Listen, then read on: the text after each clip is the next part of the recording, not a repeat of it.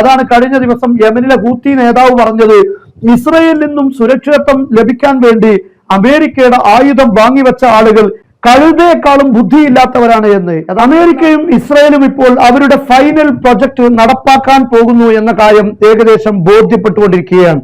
പതിറ്റാണ്ടുകളായി അവർ നടത്തിയ ശ്രമങ്ങൾ, ഒരുപാട് ചതികളും ഒരുപാട് ആക്രമണങ്ങളും ഇതെല്ലാം നടത്തിയത് ഈ ഒരു പ്രൊജക്ട് നടപ്പാക്കാൻ വേണ്ടിയാണ് എന്ന് ബുദ്ധിയുള്ള ആർക്കും മനസ്സിലാക്കാൻ സാധിക്കും. ഈ മാപ്പിൽ നിങ്ങൾ കാണുന്ന ഒട്ടുമിക്ക രാഷ്ട്രങ്ങൾക്കും അമേരിക്കയുടെയും ഇസ്രയേലിന്റെയും ഈ കരാള ഹസ്തങ്ങളിൽ നിന്ന് രക്ഷപ്പെടാൻ കഴിയുമെന്ന് എനിക്ക് തോന്നുന്നില്ല. ഇതെല്ലാം ഇസ്രയേലിന്റെയും അമേരിക്കയുടെയും വൻ പ്രൊജക്ടിന്റെ ഭാഗമാണ് എന്ന് നമ്മൾ മനസ്സിലാക്കുക. അത് അമേരിക്കൻ പ്രസിഡന്റ് ഭരണത്തിൽ എത്തിയ ഉടനെ തന്നെ പറഞ്ഞു, ഇസ്രയേൽ ഒരു ചെറിയ രാഷ്ട്രമാണ്, അത് ഒന്നുകൂടെ വികസിക്കേണ്ടതുണ്ട് എന്ന്. ആ വികസനം ഇങ്ങോട്ട് ലെബനാൻ, സിറിയയിലേക്ക് അത് വ്യാപിക്കുകയാണ്. കാരണം സിറിയയുടെ എല്ലാ ഭരണ സംവിധാനങ്ങളും തകർത്തെറിഞ്ഞിരിക്കുന്നു. അതിനുവേണ്ടി ഇവിടെ IS-നെ കൊണ്ടുവന്നു, തീവ്രവാദികളെ കൊണ്ടുവന്നു. അതുപോലെ ഇറാഖിനെ പൂർണ്ണമായും തകർത്തിരിക്കുന്നു. ഇവിടെയെല്ലാം അമേരിക്കക്കും യൂറോപ്പിനും ശക്തമായ സൈനിക സംവിധാനങ്ങളുണ്ട്, വ്യോമ താവളങ്ങളുണ്ട്. എന്നാൽ ഇനി അമേരിക്കക്കും ഇസ്രയേലിനും പ്രശ്നമുള്ളത് അല്ലെങ്കിൽ സ്വാധീനമില്ലാത്തത് ഇറാനിലാണ്. ഈ ഇറാനുമായിട്ടുള്ള യുദ്ധത്തിൽ ഇറാനെ തകർക്കുക, അവിടെ ഭരണം അട്ടിമറിക്കുക, ഇതുപോലെ സിറിയയെ പോലെ ഇറാഖിനെ പോലെ ഇറാനെയും ആക്കി മാറ്റുക, ഇസ്രയേലിനും അമേരിക്കക്കും ഏത് സമയത്തും കയറി ചെന്ന് പിടിക്കാൻ പറ്റിയ താവളങ്ങളുള്ള സംവിധാനമാക്കി ഇറാനെ മാറ്റുക എന്നത് അവരുടെ ലക്ഷ്യമാണ്. അതുപോലെ തന്നെ സിറിയയിലൂടെ ഇനി തുർക്കിയിലേക്കുള്ള മാർഗവും അമേരിക്കക്കും ഇസ്രയേലിനും വളരെ എളുപ്പമാണ്. അതേസമയം അഫ്ഗാനിസ്ഥാൻ എന്ന് പറയുന്നത് അവർക്ക് ഒരു പ്രശ്നമല്ലാത്ത ഭാഗമാണ്. അതെല്ലാം അവരുടെ അധീനതയിൽ എന്ന് നമുക്ക് പറയാൻ പറ്റുന്ന സാഹചര്യമാണ്. പാകിസ്ഥാൻ എന്നത് ഒരു പ്രശ്നമാണ്. പക്ഷേ ഇറാനെ കീഴടക്കി കഴിഞ്ഞാൽ പാകിസ്ഥാൻ എന്നത് ഒരു വിഷയമല്ല. അതുകൊണ്ടാണ് പാകിസ്ഥാൻ ഇറാന് നേരെ വരുന്ന ഏത് ആക്രമണങ്ങളെയും എല്ലാ അർത്ഥത്തിലും പാകിസ്ഥാൻ സഹായിക്കുമെന്ന് പറയാൻ കാരണം, ഇറാന്റെ ഈ ഭരണ സംവിധാനം തകർന്നാൽ ഇസ്രയേലിന്റെ തൊട്ടടുത്ത സിമ്പിളായ ലക്ഷ്യമാണ് പാകിസ്ഥാൻ എന്ന് പറയുന്നത്. ഇപ്പോൾ ഇന്ത്യയുമായി അമേരിക്ക അകലുകയാണ്. ഇന്ത്യ റഷ്യയുടെയും ചൈനയുടെയും ചേരിയിലേക്ക് മാറുന്നു എന്ന് നിങ്ങൾക്ക് തോന്നുന്നുണ്ടെങ്കിൽ അതിനർത്ഥം അമേരിക്ക ഇതുവരെ അവരുടെ ഈ പ്രൊജക്ട് നടപ്പാക്കാനുള്ള എല്ലാ ആവശ്യങ്ങൾക്കും വേണ്ടി എല്ലാവരെയും ഉപയോഗപ്പെടുത്തിയിട്ടുണ്ട്. എന്നാൽ ഇനി ആ ആവശ്യങ്ങൾ അവസാനിച്ചിട്ടുണ്ട്. ഇപ്പോൾ അമേരിക്ക ഡിഫൻസ് മിനിസ്ട്രി എന്നത് പേര് മാറ്റി വാർ മിനിസ്ട്രി എന്നും ആക്കി മാറ്റിയിട്ടുണ്ട്. ഇനി അങ്ങോട്ട് യുദ്ധങ്ങൾ തന്നെയാണ്. അതുകൊണ്ട് പാകിസ്ഥാനിൽ ആധിപത്യം ഉണ്ടാക്കി കഴിഞ്ഞാൽ തൊട്ടടുത്ത രാഷ്ട്രം ഇന്ത്യയാണ്. ഇന്ത്യയുമായി യാതൊരു കടപ്പാടും അവർക്കില്ല. ഏതർത്ഥത്തിലും ഒരു നാൾ ബ്രിട്ടൻ പിടിച്ചടക്കിയ പോലെ ഇന്ത്യയെ പിടിച്ചടക്കാൻ അവർക്ക് മടിയുണ്ടാവുമെന്ന് എനിക്ക് തോന്നുന്നില്ല. കാരണം ഖത്തറിനൊക്കെ എല്ലാ സംവിധാനങ്ങളും ഒരുക്കിയ രാഷ്ട്രമായിരുന്നു അമേരിക്ക. ഇപ്പോൾ ഖത്തറിനെ ആക്രമിച്ചിരിക്കുകയാണ്. മാത്രമല്ല ഇനിയും ആക്രമിക്കുമെന്ന് മുന്നറിയിപ്പ് നൽകിയിരിക്കുകയാണ്. അപ്പോൾ ഇന്ത്യയെ സംബന്ധിച്ചിടത്തോളം ഇസ്രയേലിന്റെ ഈ വ്യാപനം, അമേരിക്കയുടെ കടന്നുകയറ്റം ഇന്ത്യക്ക് എല്ലാ അർത്ഥത്തിലും ഭീഷണിയാണ്. യഥാർത്ഥത്തിൽ ഇന്ത്യക്ക് പഴയ കാലത്തെ പോലെ തന്നെ ബ്രിട്ടന്റെയും അതുപോലെ തന്നെ യൂറോപ്പിന്റെയും അമേരിക്കയുടെയും ഇസ്രയേലിന്റെയും സൗഹൃദം ഒരിക്കലും ഉപകാരപ്പെടുകയില്ല. അത് ചതിയുടേതായിരിക്കും. നേരെ മറിച്ച് അറബ് രാഷ്ട്രങ്ങളുമായി അല്ലെങ്കിൽ ഇറാനുമായിട്ടൊക്കെ ഉണ്ടാകുന്ന സഹകരണങ്ങൾ എല്ലാ അർത്ഥത്തിലും ഇന്ത്യക്ക് ഗുണം ചെയ്യുമെന്നത് ഭാവിയിൽ നമുക്ക് മനസ്സിലാക്കാൻ പറ്റുന്ന കാര്യമാണ്. ഇത്രയും കാലം ഈ പറയുന്ന അറബ് രാഷ്ട്രങ്ങൾ ഇറാനെ ശത്രുവായി കണ്ടു. പക്ഷേ ആ ശത്രുവായി കാണേണ്ടതില്ലായിരുന്നു. ഇതെല്ലാം ശത്രുക്കൾ നമ്മൾ ഉപയോഗപ്പെടുത്തി ശത്രുത പറഞ്ഞുണ്ടാക്കിയതാണ് അവരുടെ കാര്യങ്ങൾ നേടിയെടുക്കാനെന്ന് ഇപ്പോൾ ഈ അറബ് രാഷ്ട്രങ്ങൾക്ക് ബോധ്യപ്പെടുന്ന ഘട്ടങ്ങളിലേക്ക് കാര്യം എത്തിയിട്ടുണ്ട്. പക്ഷേ ഇനി ഈ പ്രൊജക്ടുകളൊക്കെ നടപ്പാക്കാൻ മാത്രമുള്ള $3 ട്രില്യൺ ഈ അറബ് കൺട്രികളിൽ നിന്ന് ട്രംപ് വാങ്ങിക്കഴിഞ്ഞു. ഈ പറയുന്ന പ്രൊജക്റ്റൊക്കെ ഏകദേശം നടപ്പാക്കാൻ മാത്രം വലിയ ഒരു സംഖ്യയാണ് ട്രംപ് അവരിൽ നിന്ന് വാങ്ങിയിട്ടുള്ളത്. എന്നാൽ മറ്റൊരു ഭാഗത്തേക്ക് ഈജിപ്താണ്. ഈ ഈജിപ്തിനെ കീഴടക്കുക എന്നത് അവരുടെ മറ്റൊരു പദ്ധതിയാണ്. പിന്നീടുള്ളത് ലിബിയാണ്. ലിബിയ പൂർണ്ണമായും ഇവിടെ അരാജകത്വം സൃഷ്ടിച്ചു. ഇവിടെ ഖദ്ദാഫിയെ തകർത്തു. മാത്രമല്ല സുഡാനിൽ ഇപ്പോൾ മറ്റൊരു റിബൽ സഖ്യത്തെ ഇറക്കി. ഇവിടെയും എല്ലാ അർത്ഥത്തിലും ക്രമസമാധാനം നഷ്ടപ്പെട്ടിരിക്കുകയാണ് എന്ന് പറഞ്ഞാൽ, ഞാൻ അതുകൊണ്ടാണ് ഈ കാണുന്ന മാപ്പില് ഒട്ടുമിക്ക രാഷ്ട്രങ്ങളെയും കീഴടക്കി ഒരു വലിയ സാമ്രാജ്യം, ഒരു വലിയ ഇസ്രായേൽ ഉണ്ടാക്കുക എന്ന പദ്ധതിയാണ് ഇപ്പോൾ അമേരിക്ക മുന്നോട്ട് വെക്കുന്നത്. കഴിഞ്ഞ ദിവസങ്ങളിൽ ഇറാൻ ശത്രുവാണ് എന്ന് പഠിപ്പിച്ചിരുന്ന ഇസ്രയേലിന്റെ സ്വരം മാറിയിട്ടുണ്ട്. മുസ്ലിമീങ്ങൾ ശത്രുക്കളാണ് എന്ന തലങ്ങളിലേക്ക് കാര്യങ്ങൾ മാറിയിട്ടുണ്ട്. ഇപ്പോൾ നെതന്യാഹു പറയുന്നത് അതാണ്.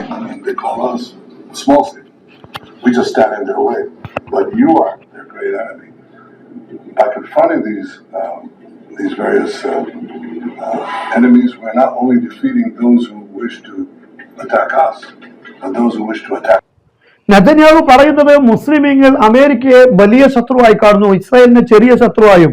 അപ്പോൾ ഞങ്ങൾ അവർക്കെതിരെ നടത്തുന്ന എല്ലാ ആ യുദ്ധങ്ങളും അത് നിങ്ങളെ സഹായിക്കാൻ വേണ്ടിയാണ് എന്നുകൂടെയാണ് നെതന്യാഹു അമേരിക്കക്കാരോട് പറയുന്നത്. കാരണം അമേരിക്കയിലെ സാധാരണ ജനങ്ങൾക്ക് ഈ പദ്ധതികളെ കുറിച്ച് അറിയില്ല. അതുകൊണ്ട് അവിടെയുള്ള സാധാരണ ജനങ്ങൾ ഇസ്രായേലിനെതിരെ രംഗത്തിറങ്ങുമ്പോൾ അവരെ ബോധ്യപ്പെടുത്തുകയാണ് നെതന്യാഹു ചെയ്യുന്നത്. ഇതുവരെ ഇറാൻ നിങ്ങൾക്ക് ഭീഷണിയാണ് എന്ന് സൗദി അറേബ്യ അടക്കമുള്ള അറബ് രാഷ്ട്രങ്ങളോട് പറഞ്ഞിരുന്നുവെങ്കിൽ ഇപ്പോൾ അമേരിക്കക്കാരോട് പറയുകയാണ്, ഈ മുസ്ലിങ്ങൾ മൊത്തം നിങ്ങളുടെ ശത്രുക്കളാണ്, അതുകൊണ്ട് നിങ്ങളുടെ ശത്രുക്കളും കൂടെയാണ് നമ്മളിപ്പോൾ ഒതുക്കിക്കൊണ്ടിരിക്കുന്നത് എന്ന്. ഞാൻ നേരത്തെ പറഞ്ഞല്ലോ, അറബ് രാഷ്ട്രങ്ങൾക്ക് ആയുധം നൽകി. പക്ഷെ ഈ ആയുധം കൊണ്ട് എന്ത് ഉപകാരമാണ് അറബ് രാഷ്ട്രങ്ങൾക്കുണ്ടായത്? ഖത്തറിന്റെ വിദേശകാര്യ മന്ത്രിയാണ് ഈ സംസാരിക്കുന്നത്. അദ്ദേഹം പറയുന്നത് ഒരുപാട് ഡിഫൻസ് സംവിധാനങ്ങളും കാര്യങ്ങളും ഒക്കെ ഖത്തറിലുണ്ട്, പക്ഷെ അതൊക്കെ നിഷ്ക്രിയമായി ഇസ്രായേലിന്റെ മുന്നിൽ. അതിനെക്കുറിച്ചാണ് അദ്ദേഹം വിശദീകരിക്കുന്നത്. بالنسبة لموضوع الدفاعات الجوية الكل شهد كيف تعاملت مع موجة الصواريخ التي جاءت من إيران وتعاملت معها بشكل دقيق ولم يحدث أي. സമയം കളയുന്നില്ല. അദ്ദേഹം പറയുന്നത് ഇറാനിൽ നിന്ന് മിസൈലുകൾ വന്നു, അന്ന് ഞങ്ങളുടെ ഡിഫൻസ് സിസ്റ്റം ശക്തമായി അതിനെ തടഞ്ഞു, അപകടങ്ങൾ ഉണ്ടാക്കിയിട്ടില്ല. അതിനെ പ്രതിരോധിക്കാനും കണ്ടെത്താനും ഞങ്ങളുടെ റഡാറുകൾക്ക് സാധിച്ചിരുന്നു. എന്നാൽ ഇസ്രയേലിൽ നിന്ന് വന്ന ഒരു മിസൈലിനെയോ യുദ്ധവിമാനത്തെയോ കാണുവാനോ ഡിഫൻസ് ചെയ്യാനോ ഈ ആയുധങ്ങൾക്കോ ഈ സംവിധാനങ്ങൾക്കോ സാധിച്ചിട്ടില്ല എന്നാണ്. കാരണം അമേരിക്ക ആയുധം നൽകുമ്പോൾ തന്നെയുള്ള അവരുടെ പ്രധാനപ്പെട്ട ഒരു നിയമമാണ് അമേരിക്കൻ സ്ട്രാറ്റജിക്ക് എതിരായി ഈ ആയുധങ്ങൾ ഉപയോഗിക്കാൻ പാടില്ല എന്ന്.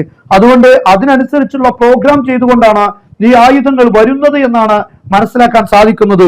അതാണ് കഴിഞ്ഞ ദിവസം യമനിലെ ഹൂത്തി നേതാവ് പറഞ്ഞത്, ഇസ്രയേലിൽ നിന്നും സുരക്ഷിതത്വം ലഭിക്കാൻ വേണ്ടി അമേരിക്കയുടെ ആയുധം വാങ്ങിവെച്ച ആളുകൾ കഴുതയെക്കാളും ബുദ്ധിയില്ലാത്തവരാണ് എന്ന്. യഥാർത്ഥത്തിൽ ആ വാക്കിന് വലിയ അർത്ഥമുണ്ട് എന്നാണ് ഞാൻ മനസ്സിലാക്കുന്നത്.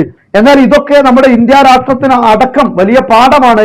പക്ഷെ നമ്മളെ സംബന്ധിച്ചിടത്തോളം ഇന്ത്യ രാഷ്ട്രം അമേരിക്കൻ ആയുധം മാത്രമല്ല, അമേരിക്കൻ ആയുധങ്ങൾ ഈ അടുത്ത കാലത്ത് വാങ്ങുന്നുണ്ടെങ്കിലും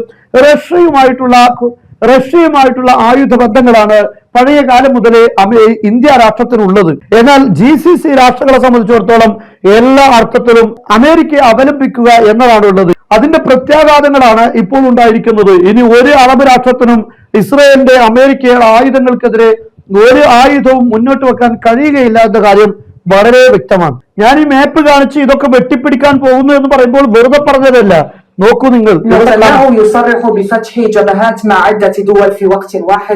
قال رئيس الوزراء الإسرائيلي بنيامين نتنياهو إنه مستعد لفتح جبهات عسكرية مع تركيا وإيران واليمن وسوريا ومصر والعراق في آن واحد إذا اقتضت الظروف ذلك. ഇവിടെ പറഞ്ഞിരിക്കുന്നത് ഈജിപ്ത്, അതുപോലെ ഇറാഖ്, സിറിയ, തുർക്കി, അതോടൊപ്പം ഇറാൻ, ഈ രാഷ്ട്രങ്ങളിലെല്ലാം ഒരേ സമയം യുദ്ധമുഖങ്ങൾ തുറക്കാൻ ആവശ്യമെങ്കിൽ ഇസ്രായേലിന് സാധിക്കുമെന്നാണ്. എന്ന് പറഞ്ഞാൽ അതിന്റെ ഘട്ടങ്ങളിലേക്ക് എത്തി എന്നതാണ് ഈ പറയുന്നതിനർത്ഥം. തുർക്കിയുമായും അതുപോലെ തന്നെ ഇറാനുമായും യുദ്ധത്തിന്റെ സാഹചര്യങ്ങളുണ്ട്. അതേസമയം സിറിയ, ഇറാഖ് ഇതുമായി ഇസ്രായേലിനെ സംബന്ധിച്ചിടത്തോളം വലിയൊരു യുദ്ധത്തിന്റെ സാഹചര്യങ്ങളൊന്നും ഇവിടെയില്ല. അതേസമയം തുർക്കിയോടും അതുപോലെ ഇറാനോടും തമ്മിലാകുമ്പോൾ യുദ്ധത്തിന്റെ സാഹചര്യം അവിടെ ശക്തമായിരിക്കുമെന്ന് നമുക്കറിയാം. എന്നാൽ അതിനു മുമ്പ് തുർക്കിയെ നാറ്റോയിൽ നിന്ന് പുറത്താക്കുന്നത് നമുക്ക് ഈ അടുത്തായിട്ട് കാണാൻ സാധിക്കും. കാരണം തുർക്കിയുമായി ആക്രമണം ഇസ്രായേലിന് നടത്തണമെങ്കിൽ നാറ്റോയിൽ നിന്ന് തുർക്കി ഒഴിവാകേണ്ടി വരും, അല്ലെങ്കിൽ നാറ്റോ അംഗമാകാതിരിക്കേണ്ടി വരും. അതുകൊണ്ട് തന്നെ നാറ്റോയിൽ നിന്ന് തുർക്കിക്ക് ഈ അടുത്ത് തന്നെ പുറത്തു കടക്കേണ്ടി വരുമെന്ന കാര്യത്തിൽ സംശയമൊന്നുമില്ല. അതല്ലെങ്കിൽ തുർക്കിയുമായി ഏതെങ്കിലും രീതിയിൽ ഇസ്രായേൽ യുദ്ധമുണ്ടായാൽ അവിടെ നാറ്റോ എന്തെങ്കിലുമൊക്കെ പറഞ്ഞ് ഒഴിഞ്ഞു മാറാനുള്ള സാഹചര്യം അവർ ഉണ്ടാക്കുമെന്ന കാര്യം വ്യക്തമാണ്.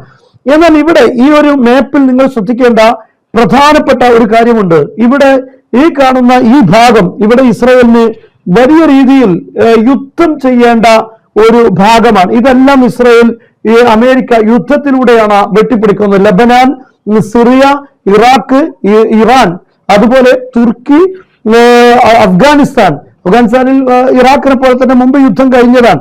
ഇനി നമുക്കറിയാം പാകിസ്ഥാൻ ഇവിടെ കീഴടക്കുമ്പോൾ പിന്നീട് പാകിസ്ഥാനെ യുദ്ധം ചെയ്യുന്ന ഒരു സാഹചര്യം ഉണ്ടാകും. അതേപോലെ തന്നെയാണ് തൊട്ടടുത്ത രാഷ്ട്രമാണ് ഇന്ത്യ എന്നത് വളരെ പ്രധാനപ്പെട്ട ചിന്തിക്കേണ്ട കാര്യമാണ്. അതേസമയം രണ്ടാമത്തെ ഭാഗം ഇവിടെ ഈ അറബ് രാഷ്ട്രങ്ങൾ, പ്രത്യേകിച്ച് GCC രാഷ്ട്രങ്ങളുള്ള ഈ ഭാഗം, ഇവിടെ യമനുമായി അല്പം യുദ്ധത്തിന്റെ സാഹചര്യങ്ങൾ നിലനിൽക്കും. എന്നാൽ ഈ അറബ് രാഷ്ട്രങ്ങളുമായി, ഇവിടെ ഈജിപ്തുമായി ഒരുപക്ഷെ ചെറിയ സംഘടനത്തിനുള്ള സാധ്യതയുണ്ടാകും. ലിബിയ ഇവിടെ പൂർണ്ണമായും യൂറോപ്പ് കടന്നുകയറ്റം നടത്തി പൂർണ്ണമായും തകർത്തിരിക്കുകയാണ്. ഒരു ശക്തമായ സംവിധാനം ഇപ്പോൾ അവിടെ ഇല്ല. ഈ സുഡാനിൽ ഈ അർത്ഥത്തിൽ മറ്റാരെങ്കിലും, അതായത് റഷ്യയോ അല്ലെങ്കിൽ ചൈനയോ ഇടപെട്ട് ആയുധങ്ങൾ സംഭരിക്കാനുള്ള സാധ്യത ഉണ്ടായിക്കഴിഞ്ഞാൽ ഇതും ഇവിടെ പ്രതിസന്ധിയാകും. അതുകൊണ്ട് തന്നെ സുഡാനെ എല്ലാ അർത്ഥത്തിലും ഇല്ലാതാക്കാനുള്ള ശ്രമങ്ങൾ ഇപ്പോൾ നടത്തിക്കഴിഞ്ഞിരിക്കുകയാണ്. എന്നാൽ ഈജിപ്ത് ഇപ്പോൾ ചൈനയിൽ നിന്നും റഷ്യയിൽ നിന്നുള്ള ആയുധങ്ങളാണ് കൂടുതലായി വാങ്ങിക്കൊണ്ടിരിക്കുന്നത്. അമേരിക്ക നിർമ്മിക്കുന്ന ആയുധങ്ങളല്ല. അതുകൊണ്ട് ഒരു ചെറിയ യുദ്ധത്തിന്റെ ഒരു സാഹചര്യം, ഒരുപക്ഷെ ഒരു ശക്തമായ യുദ്ധത്തിന്റെ സാഹചര്യങ്ങൾ തന്നെ ഇവിടെ ഉണ്ടാകും. പക്ഷെ അതൊക്കെ അമേരിക്കയെ സംബന്ധിച്ചിടത്തോളം എത്രമാത്രം പ്രതിസന്ധി ഉണ്ടാക്കുമെന്ന കാര്യം നമുക്ക് പറയാൻ പറ്റില്ല. കാരണം ലിബിയയിൽ അവിടെ യൂറോപ്പിന്റെ സാന്നിധ്യമുണ്ട്. അതുപോലെ സുഡാനിലും അതിനുള്ള സാഹചര്യങ്ങൾ സൃഷ്ടിച്ചുകൊണ്ടിരിക്കുകയാണ്. ഈ രൂപത്തിൽ വലയം ചെയ്തിരിക്കുന്ന എല്ലാ ഭാഗത്തു നിന്നും ആക്രമിക്കാനുള്ള സാഹചര്യം ഉണ്ടാകുമ്പോൾ വലിയ പ്രതിസന്ധി ഈജിപ്തിനും ഉണ്ടാകും. എന്തായിരുന്നാലും ഈ രാഷ്ട്രങ്ങളെ സംബന്ധിച്ചിടത്തോളം, അമേരിക്കയെയും ഇസ്രയേലിനെ സംബന്ധിച്ചിടത്തോളം യുദ്ധങ്ങളുടെ ആവശ്യമേ ഇവിടെ വരികയില്ല. ഇവിടെ ഇസ്ലാമിക രാഷ്ട്രങ്ങളിൽ ശക്തമായ രാഷ്ട്രങ്ങളെല്ലാം ഇല്ലാതാക്കി കഴിഞ്ഞാൽ പിന്നീട് ഇതൊരു പ്രശ്നമേ ഉള്ള കാര്യമല്ല. അവരെ സംബന്ധിച്ചിടത്തോളം ഏത് സമയത്തും എങ്ങനെയും കീഴ്പ്പെടുത്താൻ കുവൈത്ത് ആണെങ്കിലും UAE ആണെങ്കിലും ഒമാൻ ആണെങ്കിലും സൗദി അറേബ്യ ആണെങ്കിലും അതുപോലെ തന്നെ ജോർദാൻ ആണെങ്കിലും ഇതൊന്നും ഒരു പ്രശ്നമുള്ള കാര്യം അല്ല. യഥാർത്ഥത്തിൽ ഈ രാഷ്ട്രങ്ങളെ എങ്ങനെയാണ് അമേരിക്കയും അതുപോലെ തന്നെ യൂറോപ്യൻ രാഷ്ട്രങ്ങളും കീഴടക്കിയത്, അതായത് യുദ്ധമില്ലാതെ തന്നെ അവരെ കൈകളിൽ എത്തിച്ചത് എന്നത് നാം ശ്രദ്ധിക്കേണ്ടതാണ്. ഇതിന് പതിറ്റാണ്ടുകളുടെ പഴക്കമുണ്ട്. യഥാർത്ഥത്തിൽ ഞാൻ പറയുമ്പോൾ നിങ്ങൾ ഒന്നും വിചാരിക്കരുത്. നഗ്നമായ സത്യം പറയുമ്പോൾ ചിലതൊക്കെ പറയേണ്ടി വരും. ഒരു ചക്ക മുറിക്കുമ്പോൾ ഒരുപാട് കുരു മുറിഞ്ഞു പോകുമെന്ന കാര്യം നമുക്കറിയാം. ഇവിടെ ഏകദേശം 10-40 വർഷങ്ങൾക്ക് മുമ്പ് നമുക്കറിയാം, ഇവിടെ ഓട്ടോമൻ ഭരണം, തുർക്കിയുടെ ഉസ്മാനിയ ഓട്ടോമൻ ഭരണം നിലനിൽക്കുന്ന കാലഘട്ടത്തിൽ അവർക്കെതിരെ ശക്തമായ നിലപാടെടുക്കാൻ വേണ്ടി കൂട്ടുപിടിച്ച രാഷ്ട്രമായിരുന്നു സൗദി അറേബ്യ. ഈ സൗദി അറേബ്യയെ ഉപയോഗപ്പെടുത്തി ഓട്ടോമൻ ഭരണത്തെ തകർക്കാൻ വേണ്ടി അന്ന് ബ്രിട്ടൻ ശ്രമിച്ചിട്ടുണ്ട്. ആ ബ്രിട്ടൻ ശ്രമിച്ച അതിന്റെ ഭാഗമായിട്ടൊക്കെയാണ് ഈ ഇസ്രായേലിന്റെയും ഇന്ന് നാം കാണുന്ന ഈ സാഹചര്യങ്ങളൊക്കെ ഉണ്ടായത്. എന്നാൽ ഓട്ടോമൻ ഭരണത്തെ കീഴടക്കി ഈ ഭാഗങ്ങൾ നജിദ് പ്രവർത്തിച്ചിരുന്ന വഹാബിസത്തിന് പിടിച്ചടക്കാൻ സാധിച്ചിട്ടുണ്ട്. സൂദ് ഭരണത്തിന് പിടിച്ചടക്കാൻ സാധിച്ചു. പക്ഷെ അത് ഓട്ടോമൻ ഭരണം വീണ്ടും തിരിച്ചു പിടിച്ചു. അതിനുശേഷം രണ്ടാമത്തെ ഘട്ടവും ആലു സൗദ് ഈ ഭാഗം പിടിച്ചടക്കുകയുണ്ടായി, മക്കയും മദീനയും അടങ്ങുന്ന ഭാഗം. ആ ഭരണം വീണ്ടും നഷ്ടപ്പെട്ടപ്പോൾ മൂന്നാമത്തെ ഘട്ടമാണ് അബ്ദുൽ അസീസ് രാജാവ് കടന്നു വരുന്നത്. ഈ അബ്ദുൽ അസീസ് രാജാവിനും അതിശക്തമായ രൂപത്തിലുള്ള സഹായവും പിന്തുണയും ബ്രിട്ടൻ നൽകി. അതുപോലെ തന്നെ പിന്നെ അതിലേക്ക് അമേരിക്കയും ശക്തമായി കടന്നു കയറുകയാണ്. ഇതൊന്നും വെറുതെ പറയുകയല്ല, ഇതിന്റെ സാഹചര്യം നിങ്ങൾക്ക് മനസ്സിലാക്കാൻ സാധിക്കും. ഈ ഒരു ചെറിയൊരു പ്രസ്താവന നിങ്ങൾ ശ്രദ്ധിക്കണം. Western countries asked us, European രാഷ്ട്രങ്ങൾ ഞങ്ങളോട് ആവശ്യപ്പെട്ട എന്താ? To spread Wahhabism. ഞങ്ങളോട് വഹാബിസം പ്രചരിപ്പിക്കാൻ വേണ്ടി ആവശ്യപ്പെട്ടത് വെസ്റ്റേൺ കൺട്രീസ് ആയിരുന്നു. എന്തിനാണത്? To counter Soviets during cold war. ശീതയുദ്ധകാലത്ത് സോവിയറ്റ് യൂണിയനെ കൗണ്ടർ ചെയ്യാൻ വേണ്ടിയായിരുന്നു ഇങ്ങനെ ഒരു നീക്കം നടത്തിയത്. അതിന് കാരണം ഉസ്മാനിയ ഭരണം, അതായത് മുസ്ലിമുകളുടെ ഖിലാഫത്ത് യൂറോപ്പ് തകർക്കുകയാണ്.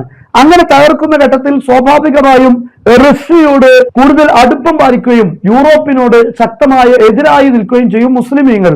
അതുകൊണ്ട് മുസ്ലിം സമൂഹത്തിൽ ഒരു അടിത്തറ ഉണ്ടാക്കിയാലേ യൂറോപ്പിന് അങ്ങോട്ട് കടന്നു വരാനുള്ള ഒരു ആക്സസ് ഉണ്ടാക്കിയെങ്കിൽ മാത്രമേ ഇവിടെ സോവിയറ്റ് യൂണിയന് ഈ ഭാഗങ്ങളിലേക്കുള്ള കടന്നുകയറ്റം ഇല്ലാതാക്കാൻ സാധിക്കുകയുള്ളൂ. അതിന് വേണ്ട രൂപത്തിലുള്ള മാർഗങ്ങൾ സ്വീകരിക്കുകയാണ് യഥാർത്ഥത്തിൽ ചെയ്തിട്ടുള്ളത്. ഇനി നോക്കൂ നിങ്ങൾ, ഇതൊരു അൽ ജസീറയുടെ റിപ്പോർട്ടാണ്. الجهود السعودية التي بذلتها خلال العقود الماضية لنشر الفكر الوهابي باعتباره الفهم السلفي الصحيح للدين الإسلامي لم تكن في الواقع عملا خالصا لوجه الله، وإنما كانت تقربا إلى الغرب وطلبا لرضاه.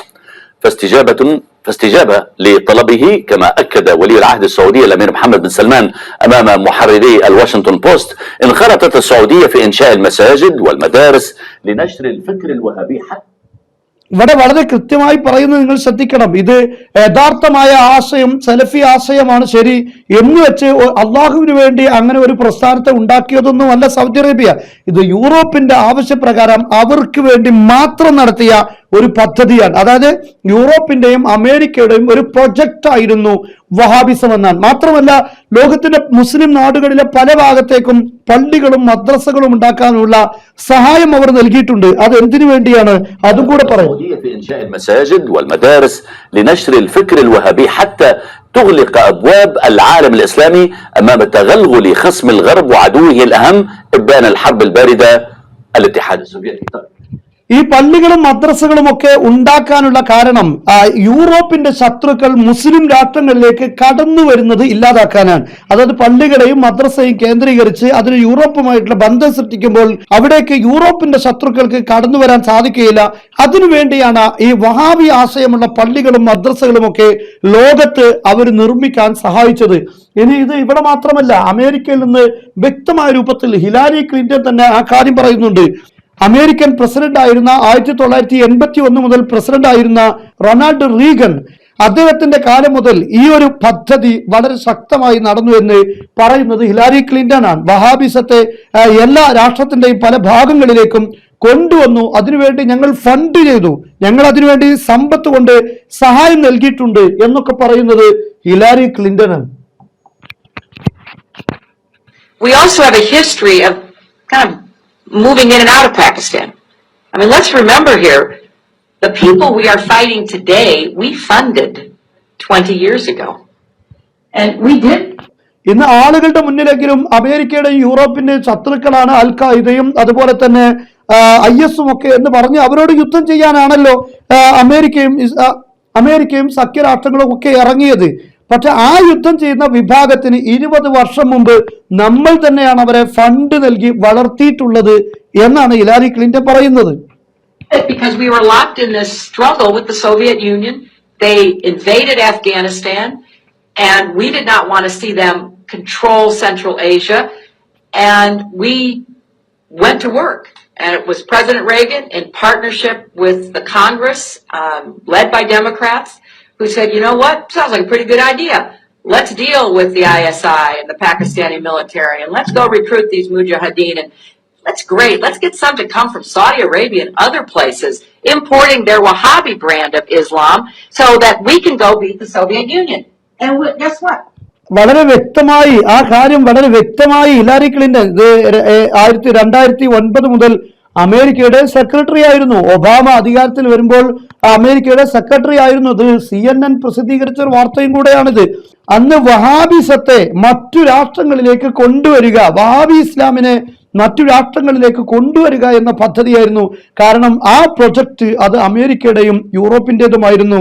അത് സോവിയറ്റ് യൂണിയനെ തടുക്കാൻ വേണ്ടി അവരുണ്ടാക്കിയതാണ്. കാരണം അവിടെയുള്ള തുർക്കിയെ സപ്പോർട്ട് ചെയ്യുന്ന ആളുകളുടെ ഇസ്ലാം ഒന്നും ശരിയല്ല, യഥാർത്ഥ ഇസ്ലാമും തൗഹീദും മറ്റൊന്നാണ് എന്ന് വരുത്തി അവരുടെ ഉണ്ടായിരുന്ന പരമ്പരാഗത മുസ്ലിങ്ങൾക്കെതിരെയായിരുന്നു ഇവരുടെ എല്ലാം നീക്കങ്ങൾ ഉണ്ടായത്. അങ്ങനെ വരുമ്പോഴാണ് അവിടെ ഈ വഹാബിസത്തെ എതിർക്കുന്ന ഭരണകൂടങ്ങൾക്കെതിരെ ആയുധമെടുത്ത് ഒരു സമൂഹത്തെ പുറത്തിറക്കാൻ കഴിയുകയുള്ളൂ. അതാണ് നമുക്ക് IS-ലൂടെയും അൽ ഖായിദയിലൂടെ ഒക്കെ നമുക്ക് കാണാൻ സാധിച്ചിട്ടുള്ളത്. അവിടെയൊക്കെ ഉണ്ടായിരുന്ന ഭരണകൂടങ്ങളെ തകർക്കുക. അതിന് കാരണം ഈ വഹാബി ആശയമാണ്. ഈ വഹാബി ആശയത്തിന്റെ അപ്പുറത്തുള്ളവരൊക്കെ ഇസ്ലാമിന് പുറത്തുള്ളവരാണ്, അവരൊക്കെ മുശ്രിക്കുകളാണ് എന്ന് വെച്ച് അവരോട് യുദ്ധം ചെയ്ത് അവരുടെ ഭരണം തകർക്കുക. അതിനുവേണ്ടി ആയുധങ്ങൾ ഇവർക്ക് നൽകുന്നു, എല്ലാ സഹായവും നൽകി ആ രീതിയിൽ വളർത്തിയെടുത്തതാണ് യഥാർത്ഥത്തിൽ ഈ രാഷ്ട്രങ്ങളെയെല്ലാം. ഈ IS-നെയും അൽ ഖായിദയും ഒക്കെ അവരാണ് ഉണ്ടാക്കിയത് എന്ന് വെറുതെ പറയുകയല്ല, ഇത് പറയുന്നത് ഒബാമ തന്നെയാണ്. നിങ്ങൾ ശ്രദ്ധിച്ചു നോക്കൂ, ഒബാമ പറയുന്നത് ISIS is honoring President Obama. He is the founder of ISIS. He's the founder of ISIS. Okay? He's the founder. He founded ISIS. And I would say the co-founder would be crooked Hillary Clinton. യഥാർത്ഥത്തിൽ ഈ വഹാബിസം കൊണ്ട് ഈ GCC രാഷ്ട്രങ്ങൾ നിഷ്ക്രിയമായി എന്ന് മാത്രമല്ല, അവരോട് ബന്ധം പുലർത്തുന്ന എല്ലാ രാഷ്ട്രങ്ങളെയും അമേരിക്കയുടെ കാൽ കീഴിലേക്ക് കൊണ്ടുവരാൻ വേണ്ടി ശ്രമം നടത്തി. അതിന്റെ ഭാഗമാണ് ഒമാൻ ആണെങ്കിലും ഈജിപ്ത് ആണെങ്കിലും അവരൊക്കെ ഈ ഭാഗത്തേക്ക് എത്തിക്കാനുള്ള ശ്രമവും ഈ രാഷ്ട്രങ്ങൾ നടത്തുകയുണ്ടായി. അതിന്റെ എല്ലാം പുറമെ ഇവരുടെ പണം ഉപയോഗപ്പെടുത്തി ഇവരുടെ സപ്പോർട്ടോടുകൂടെയാണ് ഇറാഖിനെ ആക്രമിച്ചത്, അതുപോലെ സിറിയ ആക്രമിച്ചത്, ഇപ്പോൾ ലബനാനെ ആക്രമിക്കാനും ഒരർത്ഥത്തിൽ അവർ സഹായിച്ചുകൊണ്ടിരിക്കുകയാണ്. യമനിനെ ആക്രമിക്കാൻ GCC രാഷ്ട്രങ്ങളിൽ നിന്നൊക്കെയാണ് ലഭിച്ചുകൊണ്ടിരിക്കുന്നത്. അതായത് അമേരിക്കയ്ക്ക് ഈ പദ്ധതി നടപ്പാക്കുന്നിടത്ത് അവരുടെ ശത്രുക്കളാണ് ഇറാനി എന്നൊക്കെ പറഞ്ഞ് ആ ഒരു അർത്ഥത്തിൽ ഈ രാഷ്ട്രങ്ങളെ എല്ലാം തകർക്കാൻ വേണ്ടി അമേരിക്കയും ഇസ്രായേലും യൂറോപ്പുമെല്ലാം ഉപയോഗപ്പെടുത്തിയത് ഈ രാഷ്ട്രങ്ങളാണ്. എന്ന് പറഞ്ഞാൽ ഈ ഉമ്മത്തിനുണ്ടായ ദുരന്തങ്ങളെല്ലാം വഹാബിസം എന്നറിയപ്പെടുന്ന അമേരിക്കൻ സൃഷ്ടിയായ ഒരു ഐഡിയോളജിയുടെ ഉള്ളിൽ നിന്നാണ് എന്ന് പറഞ്ഞാൽ അത് തെറ്റാകുമെന്ന് എനിക്ക് തോന്നുന്നില്ല. ഇനിയിപ്പോൾ ഇതൊക്കെ പറ്റിപ്പോയി ദുരന്തമായി പോയി എന്ന് ചിന്തിച്ചിട്ട് കാര്യമില്ല. ഇനി കര കയറാൻ പറ്റാത്ത വിധം കാര്യങ്ങളെല്ലാം തകിടം മറിഞ്ഞിരിക്കുകയാണ്. യഥാർത്ഥത്തിൽ സൗദി അറേബ്യക്ക് ഇറാനുമായി നേരത്തെ പറഞ്ഞ സലഫി ആശയമാണ് ശരിയെന്ന അർത്ഥത്തിൽ പ്രചരിപ്പിച്ചതല്ല എന്ന് പറഞ്ഞ പോലെ ഇറാനുമായിട്ടുള്ള ഈ ഒരു എതിർപ്പ് അതൊരു ഷിയ ആശയമായി എന്നതിന്റെ പേരിലല്ല. കാരണം ഈ ഇറാനുമായി അമേരിക്കയ്ക്ക് ഇറാൻ എതിരായി വരുന്നതിന് മുമ്പ് ഏറ്റവും കൂടുതൽ സൗഹൃദം ഇറാനും ഇസ്രായേൽ തമ്മിലുണ്ടായിരുന്നു. പക്ഷെ ഇവിടെ അമേരിക്കൻ വിരുദ്ധ ഗവൺമെന്റ് ഇവിടെ കടന്നു വരുമ്പോൾ മാത്രമാണ് സൗദി അറേബ്യയും അതുപോലെ ഇറാനും തമ്മിൽ ശത്രുക്കളായി മാറുന്നത്. അപ്പോൾ ഒരു ഷിയ സുന്നി എന്ന നിലയിലല്ല, അമേരിക്കയോട് സപ്പോർട്ട് ചെയ്യുന്ന രാഷ്ട്രവും സപ്പോർട്ട് ചെയ്യാത്ത രാഷ്ട്രവും എന്ന അർത്ഥത്തിലാണ് അവരുടെ വിരുദ്ധരും അവരുടെ അനുകൂലികളുമാകുന്നത്. തുർക്കിയുമായി സൗദി അറേബ്യക്കും അതുപോലെ തന്നെ ഈ രാഷ്ട്രങ്ങൾക്കും വലിയ ബന്ധങ്ങളില്ല. ഈ അടുത്ത് ചില സാഹചര്യങ്ങൾ അത്തരം ബന്ധങ്ങളിലേക്ക് എത്തിച്ചിട്ടുണ്ടെങ്കിലും വലിയ ബന്ധമില്ലായിരുന്നു. കാരണം ഈ വഹാബിസത്തിന് സപ്പോർട്ട് ചെയ്യുന്ന രാഷ്ട്രമായിരുന്നില്ല തുർക്കി. അതാണ് കാരണം. അപ്പൊ ആ അർത്ഥത്തിൽ ഈ ലോകത്തെ വലിയ രൂപത്തിൽ മുസ്ലിം ഉമ്മത്തിന് പ്രതിസന്ധി ഉണ്ടാക്കിയത് ഇപ്പോഴും അത് പ്രചരിക്കുന്ന രാഷ്ട്രങ്ങളിൽ ഓരോ രാഷ്ട്രങ്ങളിലേക്കും പ്രചരിക്കുമ്പോൾ ഇപ്പോൾ സുഡാനിൽ ഈ പ്രതിസന്ധികൾ ഉണ്ടായി എന്ന് പറയുമ്പോൾ ഈ അടുത്ത കാലങ്ങളിൽ വഹാബിസം അവിടെ സ്പ്രെഡായി തുടങ്ങി. അതോടുകൂടെ അവിടെ പ്രതിസന്ധി ഉണ്ടായി. ആ സ്പ്രെഡാകാനുള്ള എല്ലാ മദ്രസകളും പള്ളികളും ഉണ്ടാക്കാനുള്ള സാഹചര്യങ്ങൾ സൗദി അറേബ്യ അടക്കമുള്ള രാഷ്ട്രങ്ങളിൽ നിന്ന് ഒഴുകുന്നു. അവിടെ പ്രശ്നങ്ങൾ ഉണ്ടാകുന്നു. ഈജിപ്തിൽ സലഫി ആശയങ്ങൾ പ്രചരിക്കാൻ ഇത് കാരണമാകുന്നു. അവിടെയും പ്രശ്നങ്ങൾ ഉണ്ടാകുന്നു. അങ്ങനെ തുടങ്ങി ലോകത്ത്. ലിബിയയിൽ ആരാണ് പ്രതിപക്ഷം എന്ന പേരിൽ ഒരു സംഘം അവിടെ ലിബിയൻ ഗവൺമെന്റിനെതിരെ ഇറങ്ങിയത്? അവിടെ ലിബിയക്ക് പൂർണ്ണമായും സൗദി അറേബ്യയും അതുപോലെ GCCയിലെ പല രാഷ്ട്രങ്ങളും ഗദ്ദാഫിക്ക് ശക്തമായി എതിരായിരുന്നു. അവിടെയും ആ രൂപത്തിൽ ഈ പ്രവർത്തനങ്ങൾ ഉണ്ടായി. എന്ന് പറഞ്ഞാൽ എവിടെയൊക്കെയോ ഈ വഹാബിസത്തിന്റെ കരങ്ങൾ, ഈ ആശയത്തിന്റെ ഐഡിയോളജി എവിടെയൊക്കെ സ്പ്രെഡ് ആകുന്നു